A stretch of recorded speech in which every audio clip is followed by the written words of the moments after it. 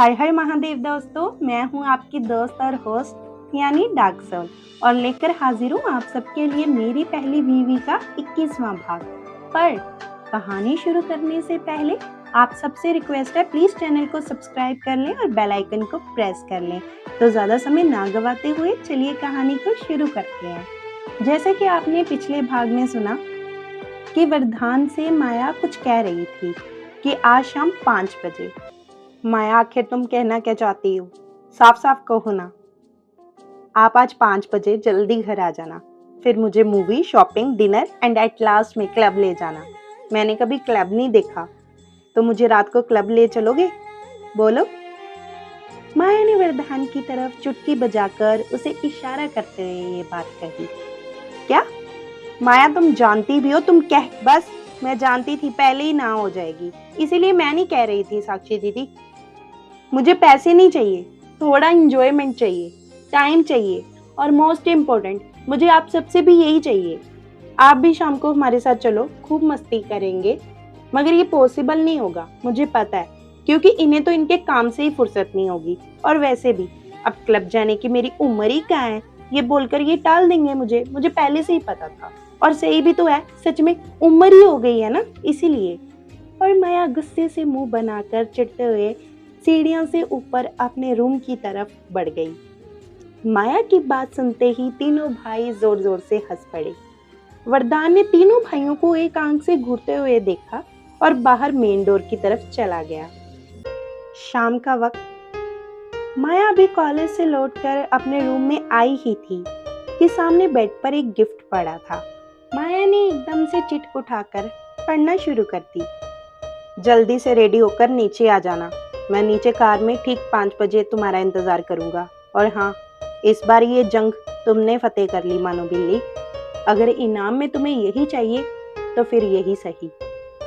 Chit पढ़ते हुए माया के चेहरे पर एक अलग सी खुशी और रौनक थी। माया ने फटाफट से गिफ्ट खोला और उसमें रखी हुई ड्रेस पहनकर रेडी हो गई और खुशी के मारे नाचते हुए जल्दी से नीचे आ पहुंची। आगे साक्षी, आस्था और तमन्ना पहले से रेडी थी। उन सबको रेडी देखकर माया और भी ज्यादा खुश हो गई। क्या आप सब भी हमारे साथ चल रहे हैं? अरे बिल्कुल, नेकी और पूछ पूछ। इतना बोलकर तमन्ना हंस पड़ी। अरे इतना रेडी होकर कहाँ जा रही हो तुम सब? और माया, ये क्या, तुम तो कॉलेज से अभी आई हो और अभी कहीं जा रही हो? अरे मम्मा, हम घूमने जा रहे हैं। माया ने साक्षी और आस्था की बाहों में बाहें डालते हुए वसुंधरा से ये बात कही। अच्छा, तो ये टोली घूमने फिरने जा रही है? पार्टी करने जा रही हो? और कब तक लौटोगी तुम सब? हाँ, टाइम का तो पता नहीं बड़ी माँ, हो सकता है रात हो जाए आते आते, लेकिन आप फिक्र मत करें, आपके साहबजादे हमारे साथ जा रहे हैं। साक्षी ने हंसते हुए मुस्कुराकर वसुंधरा को जवाब दिया। तभी बाहर से गाड़ी के हॉर्न की आवाज सुनाई दी। मम्मा, हमें लेट हो रहा है, हम जाएं प्लीज। माया ने रिक्वेस्ट करते हुए वसुंधरा से ये बात कही। हाँ हाँ जाओ, वसुंधरा ने मुस्कुराते हुए तीनों को जाने का इशारा किया। उसके बाद सब बाहर आ गए। आगे चारों भाई अपनी अपनी कार लेकर पहले से खड़े थे, मगर माया की नजर थी कि वरदान से हट ही नहीं रही थी, क्योंकि हमेशा बिजनेस सूट में दिखने वाला वरदान आज कैजुअल वेयर में किसी 23-24 साल के यंग बॉय से कम नहीं लग रहा था। और कबीर, श्लोक, अरमान तीनों ही उसके आजू बाजू खड़े थे। माया को अपनी तरफ ऐसे देखता देख वरदान ने माया की आंखों के सामने चुटकी बजाते हुए कहा, क्या हुआ, ऐसे क्यों देख रही हो, जैसे पहली बार मुझे देख रही हो? अरे देखा तो पहले भी है, मगर इस तरह से नहीं। नोट बैड करना राना। माया ने शरारती अंदाज में वरदान को छेड़ते हुए उससे ये बात कही और साक्षी ने माया की बात में हामी भरते हुए कहा, वैसे माया बिल्कुल सही कह रही है जेठ जी, आज तो आप वाकई में बहुत ज्यादा हैंडसम लग रहे हो। हाँ, पति यही खड़ा मोहतरमा, जरा उन पर भी नजर डाल लीजिए। कबीर ने साक्षी के कान में धीरे से उससे ये बात कही। साक्षी ने कबीर को हल्की सी कोहनी मारते हुए कहा, अरे कबीर, आपने सुना नहीं, घर की डैश दाल बराबर होती है, आपको तो मैं रोज ही देखती हूँ।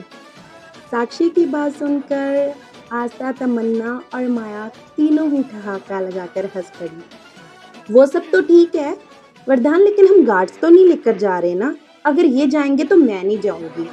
मगर माया ये गार्ड्स हमारी सेफ्टी के लिए हैं। समझ गई। अब आप ये कहना चाहते हैं ना कि कर्नल राणा को अपनी फैमिली प्रोटेक्शन के लिए गार्ड्स की जरूरत है ना? माया वो बात नहीं है। वरदान मैंने बोल दिया ना, गार्ड्स नहीं जाएंगे साथ में, बस ये लास्ट डिस्कशन है। अच्छा ठीक है मेरी माँ, नहीं जाते ये गार्ड्स। हाँ तो अब चलो भी, वरना यही रात हो जाएगी। माया ने कार की तरफ बढ़ते हुए और अपनी कार में बैठते हुए सबसे ये बात कही। सबसे पहले सब मूवी देखने निकल गए और फिर शॉपिंग करने। मॉल में पहुंचते ही वरदान को पुराना इंसिडेंट याद आ गया, तो वरदान पीछे ही रुक गया। क्या हुआ वरदान, अंदर नहीं चलना क्या? नहीं माया, तुम जाओ, मुझे एक इम्पोर्टेंट कॉल अटेंड करनी है। ज्यादा ना ओवर स्मार्ट बनने की जरूरत नहीं है, चुपचाप अंदर चलो। माया ने वरदान के हाथ में हाथ डालते हुए वरदान से ये बात कही। अरे डोंट वरी वरदान, मैं कुछ नहीं करूंगी, तुम अंदर तो चलो। ये कह कौन रहा है, खुद मानो बिल्ली कि मैं पंजा नहीं मारूंगी। वरदान ने ये बात माया से थोड़ा मुस्कुराते हुए कही। वरदान अगर चुपचाप तुम अभी अंदर नहीं चले ना तो पंजा छोड़ो, मैं तुम्हें पंच भी मार दूंगी। चलो अब अंदर। माया वरदान को खींचते हुए मॉल के अंदर ले गई। अंदर आकर सब ड्रेसेस ट्राई कर रहे थे। माया सामने लगे मिरर में सेल्फी ले रही थी कि तभी पीछे से वरदान भी ड्रेस ट्राई करके मिरर के सामने आ खड़ा हुआ। माया और वरदान दोनों की ड्रेसेस एकदम एक जैसी ही थी। वरदान बस 1 मिनट ऐसे ही खड़े रहना, हिलना मत। माया ने मिरर में पिक क्लिक करते हुए वरदान से ये बात कही। दोनों की ही ये पहली सेल्फी पिक थी। क्या बात है, अकेले अकेले पिक्स क्लिक करी जा रही हैं। साक्षी और कबीर दोनों ने पीछे से आते हुए माया और वरदान से ये बात कही। अरे ऐसा कुछ नहीं है साक्षी दी, आप बताओ आपकी शॉपिंग हो गई? हाँ हमारी शॉपिंग तो हो गई है, लेकिन बाकी 2 हंसों के जोड़ों का अता पता नहीं है अभी तक। वैसे एक काम करते हैं, तब तक हम खाना ऑर्डर कर लेते हैं, फिर क्लब जाने के लिए भी तो रेडी होना पड़ेगा। ऐसे तो नहीं जा सकते ना भाई, मतलब इन लोगों का तो ठीक है, मगर हमें तो ड्रेसेस चेंज करनी ही पड़ेंगी। मगर क्यों साक्षी दी, हमें चेंज क्यों करना पड़ेगा? क्योंकि माया जिस क्लब में हम जाने वाले हैं वहाँ सिर्फ इवनिंग गाउन्स और शॉर्ट ड्रेसेस ही अलाउ है। बिल्कुल सही कह रही है साक्षी दी। आस्था और तमन्ना ने पीछे से आते हुए साक्षी की बात में हामी भरते हुए कहा। लगता है आप लोग पहले भी क्लब जा चुके हो। अरे माया, एक बार, बहुत बार। जब तक सुबीर छोटा था ना, हम तो 2 वीक्स में एक बार जरूर आते थे। साक्षी ने मुस्कुराते हुए एक्साइटेड होकर माया को अपनी बातें बताई। थोड़ी देर बाद सब डिनर करके क्लब चले गए। वहां जाकर माया, साक्षी, आस्था और तमन्ना ने अपनी अपनी ड्रेसेस चेंज कर ली। चारों ही क्या बला की खूबसूरत लग रही थी और माया का तो कोई जवाब ही नहीं था। साक्षी, आस्था, तमन्ना, माया, किसी ने भी सिंदूर नहीं लगाया हुआ था, ना ही मंगलसूत्र पहना हुआ था। सारी की सारी कॉलेज गोइंग गर्ल्स लग रही थी। यार वरदान, मुझे क्या लगता है हमें अपने अपने न्यूक्लियर और एटॉम को ना घर ले जाना चाहिए। क्यों खामखा किसी के क्लब को आग लगानी है, और क्यों किसी बेचारे के रोजी रोटी को तबाह करना है। वरदान ने एक नजर कबीर को घूर कर देखा और आगे बढ़ गया। You all look so beautiful. अब अंदर चलें क्लब में? वरदान की बात का जवाब देते हुए माया ने कहा, हाँ जल्दी चलो, मैं तो बहुत एक्साइटेड हूँ।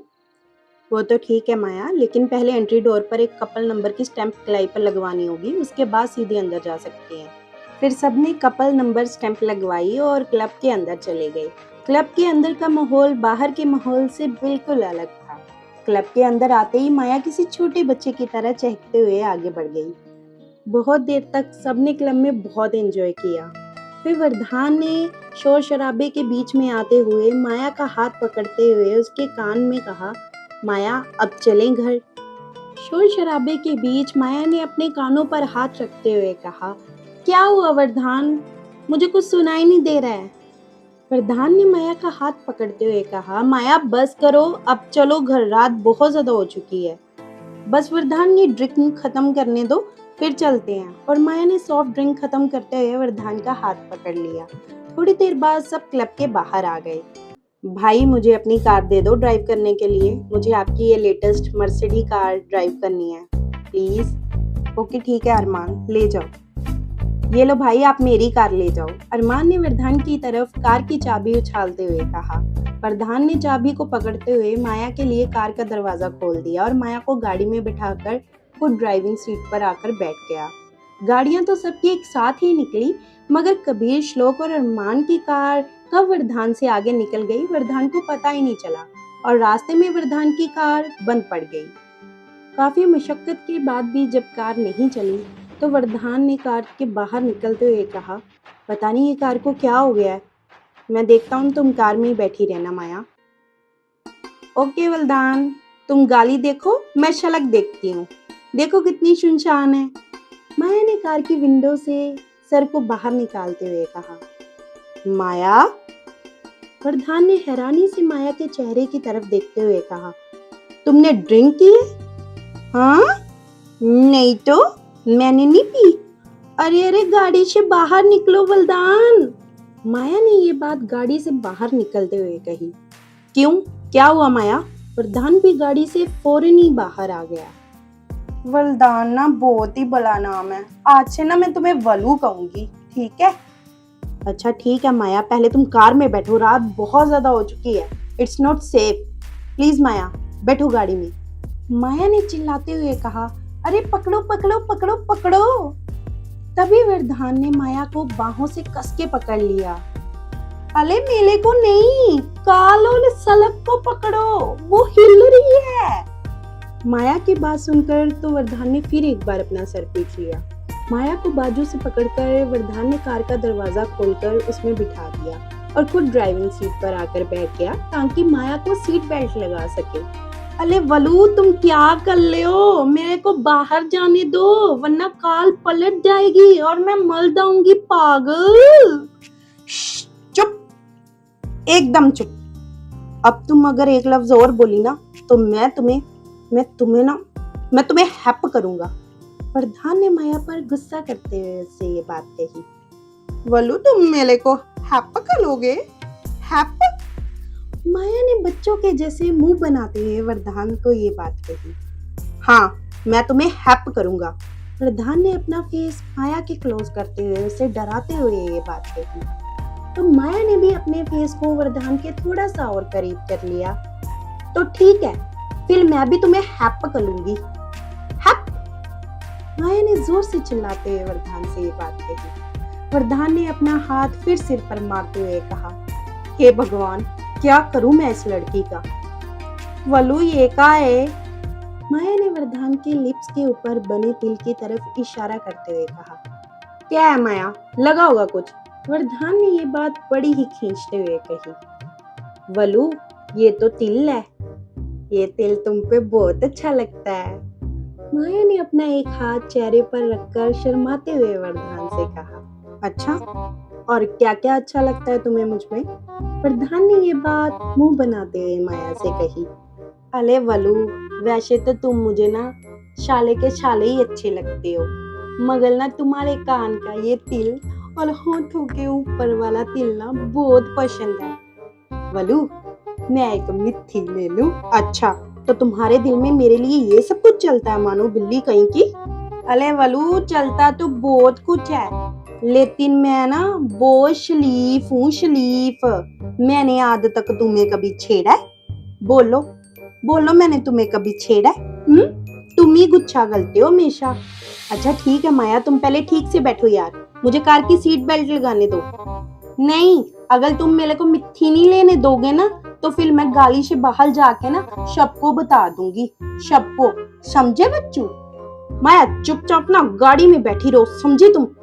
वरदान ने माया के आगे आते हुए जबरदस्ती सीट बेल्ट लगाने की कोशिश करते हुए माया से ये बात कही। ए वलू, मत करो, मेरे को जाने दो प्लीज, मैंने बोला ना, मेरे को जाने दो। नहीं माया, आज तो मैं तुम्हारी एक नहीं सुनने वाला, समझे तुम? लेकिन हमारी तो सुननी पड़ेगी तुम्हें जनाब। बाहर निकलो गाड़ी से अभी इसी वक्त। एक पेट्रोलिंग पुलिस ऑफिसर ने कार की विंडो पर नॉक करते हुए वरदान से ये बात कही। वरदान कार से उतर गया और वरदान के पीछे पीछे माया भी कार से उतर गई। ये क्या कर रहे थे तुम आधी रात बीच सड़क पे? गुंडागर्दी कर रहे हो? लड़की पर अपना जोर आजमा रहे हो? जबरदस्ती कर रहे हो उससे? Excuse me officer, I am well respected person, please थोड़ा तमीज से बात करें। रात के अंधेरे में पकड़े जाने वाले अक्सर वेल रिस्पेक्टेड पर्सन ही होते हैं मिस्टर। बाप ने खुला पैसा दे दिया है अयाशी करने के लिए, तो क्या कहीं भी कुछ भी करोगे? लड़की को शराब पिला के उससे जबरदस्ती करोगे? लुक इंस्पेक्टर, आपको कोई गलत फहमी हुई है। शी इज माई वाइफ और इसने गलती से ड्रिंक करी है। हमारी गाड़ी बीच रास्ते खराब हो गई थी, प्लीज ट्राई टू अंडरस्टैंड। ओए, मेरी शक्ल पर कहीं लिखा है कि मैं बेवकूफ हूँ? बहुत पकड़े हैं मैंने तुम जैसे रात के अंधेरों में, और पकड़े जाने पर ना सब यही बोलते हैं, ये मेरी बीवी है, ये मेरी गर्लफ्रेंड है, ये मेरी सिस्टर है, ये मेरी फियांसे है। चलो बैठो चुपचाप गाड़ी में, तुम्हारी तो सारी खुमारी निकालता हूँ मैं अभी। देखिए ऑफिसर, ये सब आपको बहुत महंगा पड़ेगा। मैंने बोला ना कि ये मेरी वाइफ है। अच्छा तो लाओ दिखाओ, कहाँ है तुम्हारी गाड़ी के पेपर्स और कहाँ है तुम्हारा मैरिज प्रूफ? है तुम्हारे पास कुछ ऐसा जिससे ये साबित हो सके कि ये लड़की तुम्हारी वाइफ है? एक मिनट रुकिए, अभी दिखाता हूँ। वरदान ने माया का हाथ पकड़कर उसे सामने करते हुए कहा, आपको इसके गले में मंगलसूत्र और मांग में सिंदूर नहीं दिखाई दे रहा क्या? मुझे नहीं दिख रहा जनाब, मुझे तो लगता है तुम्हारी नजर भी कमजोर है। Oh shit. वरदान को याद आया कि माया का मंगलसूत्र तो गाड़ी में ही था और गाड़ी तो अरमान ले गया। वरदान ने तभी अपने फोन को पॉकेट से निकाला तो उसे याद आया कि आज उसकी इम्पोर्टेंट मीटिंग थी और मीटिंग अटेंड करने के बाद उसने फोन चार्ज ही नहीं किया था और सीधे माया और बाकी सबके साथ शॉपिंग पर निकल गया था। देखिए ऑफिसर, मेरा यकीन कीजिए, ये मेरी वाइफ है। मैं इसके साथ यहाँ कुछ गलत नहीं कर रहा था, चाहे तो आप इससे पूछ लें। माया बोलो। प्रधान ने माया का हाथ पकड़कर उसे आगे करते हुए कहा, लेकिन माया तो पूरी तरह से टल्ली थी और बस एक ही बात बड़बड़ा रही थी, वलू प्लीज मुझे छोड़ दो, मेरे को दाने दो। मैडम, क्या ये लड़का आपको छेड़ रहा था? क्या ये आपसे जबरदस्ती कर रहा था? माया ने आधी आंखें खोलते हुए कहा, हाँ पुलिस वाले अंकल, ये मेरे साथ जबरदस्ती कर रहा था, मेरे को घर भी नहीं लेके जा रहा था। आप इसको गुच्छा करो। माया, भगवान के लिए चुप कर जा यार। ऑफिसर, आप इसकी बात मत सुनिए, इसने पी हुई है। तो इसका मतलब है कि मैं झूठ बोल रही हूँ? तुम जबरदस्ती मेरे मुंह पे हाथ नहीं रख रहे थे? ये झूठ बोल रहा है पुलिस वाले अंकल, इसने तो मेरे को मिट्टी। बोलते बोलते ही वरदान ने माया के मुंह पर कस के अपना हाथ रख लिया। ओए अमीर बाप की बिगड़ी हुई औलाद, चल मुंह से हाथ हटा और चल हमारे साथ पुलिस स्टेशन।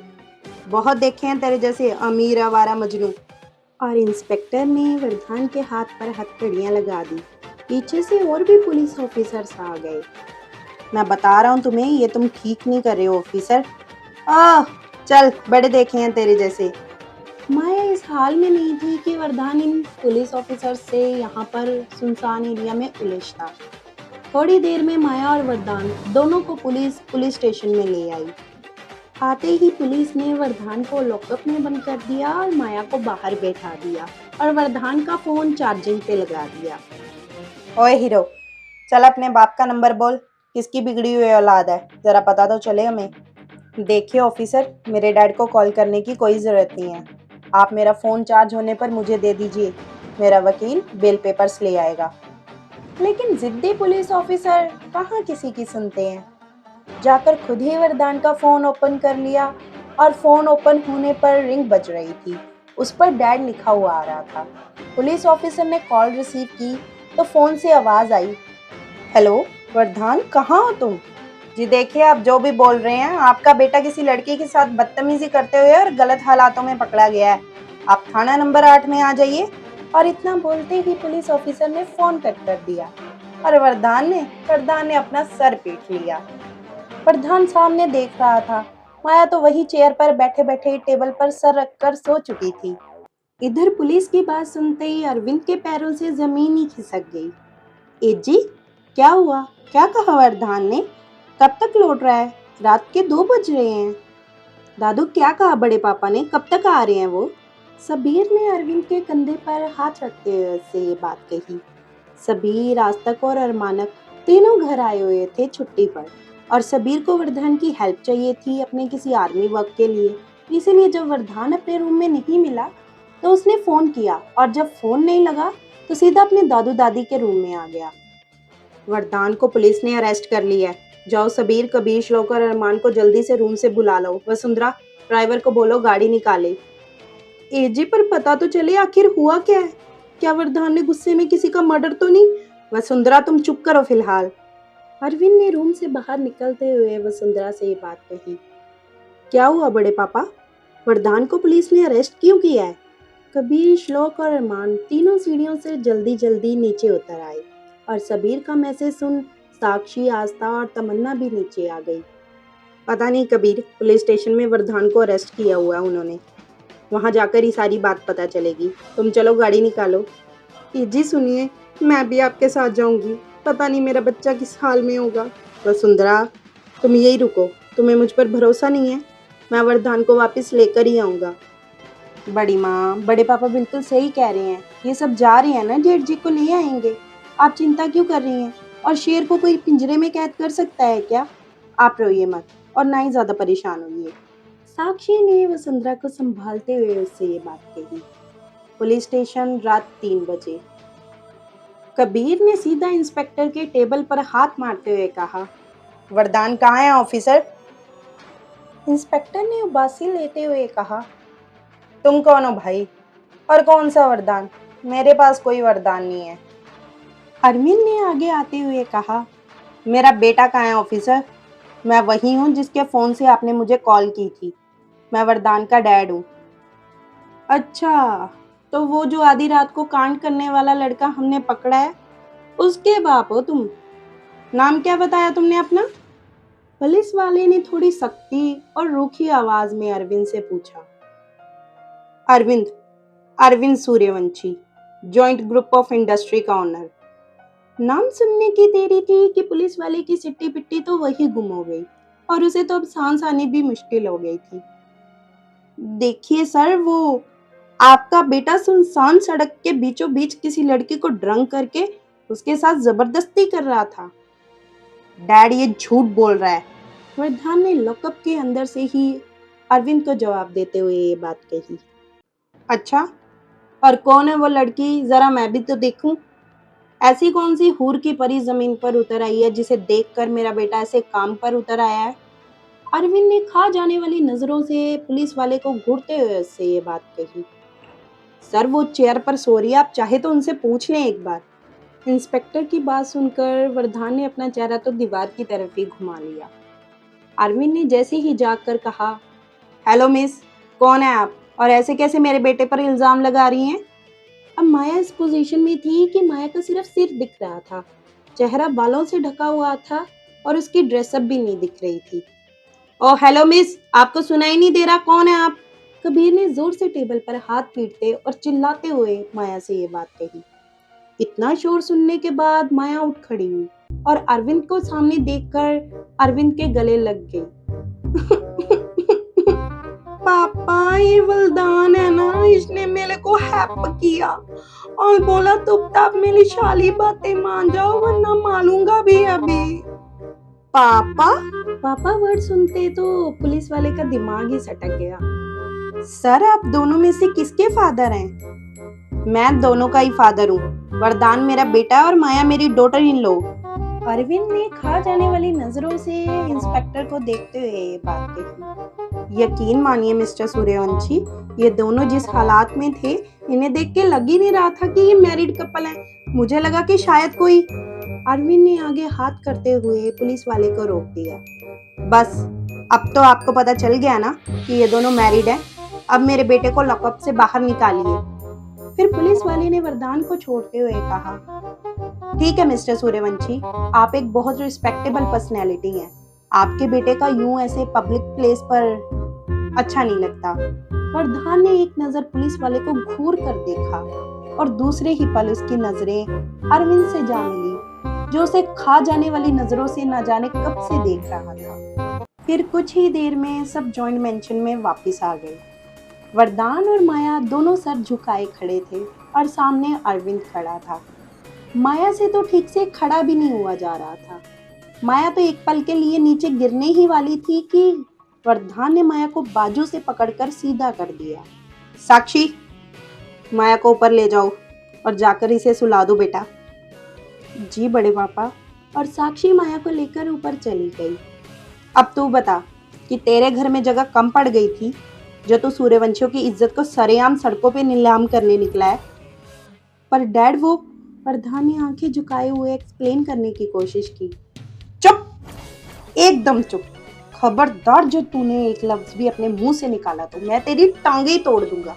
पता है बचपन में भी तूने हमें शिकायत का मौका नहीं दिया, लेकिन आज इस उम्र में हमें तेरी क्या क्या हरकतें सुनने को मिल रही हैं वरदान। नहीं तुझे कुछ शर्म है? तेरी बेटी की सगाई हो चुकी है। अगर सिंघानिया तक ये बात पहुंच गई तो क्या इज्जत रह जाएगी हमारी? सोचा है तूने कुछ? हाँ, अरे कितनी बड़ी बेटी है तेरी, कुछ तो लिहाज कर लेता। और अगर इतना ही प्यार आ रहा था बीवी पे या इतनी आग लगी हुई थी तो घर ना से ही इतने फार्म हाउस है हमारे, वहां चला जाता। बाकियों का तो पता नहीं, लेकिन मुझे तुझसे ये उम्मीद बिल्कुल नहीं थी वरदान। चल जा, अब दफा हो जा यहाँ से और सो जा जाकर। और आइंदा से मुझे तेरी ऐसी वैसी हरकत के बारे में पता चला ना तो टांगों के साथ साथ तेरा मुंह भी तोड़ दूंगा मैं। इतनी बातें सुनने के बाद वरदान का दिल कर रहा था कि धरती फट जाए और वो उसमें समा जाए। इतनी बातें सुनाकर अरविंद तो कमरे में चला गया, लेकिन वसुंधरा भी कहाँ पीछे रहने वाली थी। वरदान, अब सब औरतें जब मुझसे पूछेंगी किटी पार्टी में कि तुम्हारा बेटा और बहू कार में क्या कर रहे थे तो मैं क्या जवाब दूंगी?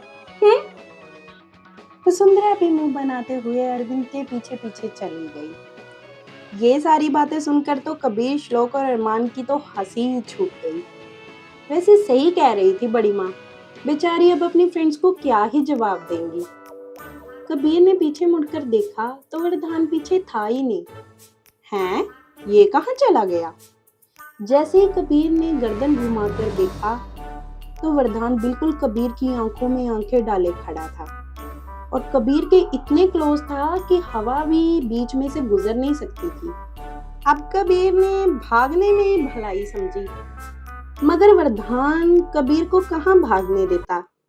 वरदान ने तीनों भाइयों को एक साथ अपने शिकंजे में कसते हुए कबीर को एक बाजू के नीचे दबा लिया, श्लोक को दूसरी बाजू के नीचे और अरमान को एक टांग से कड़िंगी डालकर उसे घुटनों के बल ला दिया। सालो, आते ही बीवियों को लेकर कमरों में घुस गए। पीछे तुम लोगों के बाप ने देखना था कि मैं कहाँ रह गया। थोड़ी देर सब्र नहीं हुआ? अपनी आग को थोड़ी देर ठंडा कर लेते तो कोई आफत आ जाती। कमीनों, हरामियों, जहाँ तुम जैसे भाई हो वहाँ दुश्मनों की क्या जरूरत है? वरदान ने तीनों को पीटते हुए उनसे ये बात कही और अच्छी तबीयत से धोया। वेरी गुड बड़े पापा, 2-3 और घुसे मारो इनके। सबीर, आस्तक और अरमानक ने हंसते हुए वरदान को शय देते हुए कहा। लेकिन वरदान आज इतने गुस्से में था कि उसने अपने भतीजों को भी नहीं बख्शा और तीनों को पकड़कर पीट दिया। सबीर को बेंड करके उसके पीछे अपनी जोर से कोहनी मारी और दूसरों को तो हाथों से ही पकड़कर हिला दिया। आइंदा से करना मजाक। मैंने तुम लोगों का मुंह ना तोड़ दिया तो मेरा नाम भी वरदान नहीं। और वरदान गुस्से से वहां से चला गया। पापा, बड़े पापा ने तो मेरी कमर ही तोड़ दी है। ऐसा लग रहा है जैसे किसी ने 20 किलो के लोहे का हथौड़ा मार दिया हो। हाँ, और ले बेटा बाप को मार खाते हुए मजे। अभी तो तू बच गया है, वरना वरदान के हाथों में अभी भी इतना दम है कि सामने वाले का दम निकाल सके। कबीर ने अपने हाथों से बाजू को दबाते हुए सबीर से ये बात कही। पापा, बड़े पापा में अब भी इतना जोर है। अब पता चला इंडियन आर्मी में कर्नल राणा के नाम से लोग खौफ क्यों खाते हैं और दुश्मन उनसे थर थर क्यों कांपते हैं। बेटा, तुझे तो अभी वरदान के बारे में कुछ पता ही नहीं है। अपनी पर आ जाए ना तो एक पत्ता भी यहाँ से वहां नहीं होने देता। इधर वरदान गुस्से में अपने रूम में आ गया और बड़बड़ाना शुरू कर दिया। आज तक मेरी इतनी बेइज्जती किसी ने नहीं की। माया को सोता देख तो वरदान का पारा और भी चढ़ गया। वाह, मेरी रातों की नींद उड़ा के ये मानो बिल्ली कितने आराम से सो रही है। आज तक मैंने कभी किसी को मौका नहीं दिया मुझ पर उंगली उठाने का, लेकिन आज इस मानो बिल्ली की वजह से कितनी बातें सुननी पड़ गई मुझे। तुम्हें तो मैं सुबह देखता हूँ मानो बिल्ली। गुस्सा शांत होने के बाद वरदान बैठ गया। फिर उसने अपने माइंड में पूरा दिन रिवाइंड किया और जो जो हुआ उसे सोचकर वरदान के चेहरे पर अपने आप ही मुस्कान आ गई और फिर वरदान एकदम से जोर से हंस पड़ा। अब वरदान की नजर माया के चेहरे पर ठहर चुकी थी और वरदान माया को सोते हुए निहार रहा था।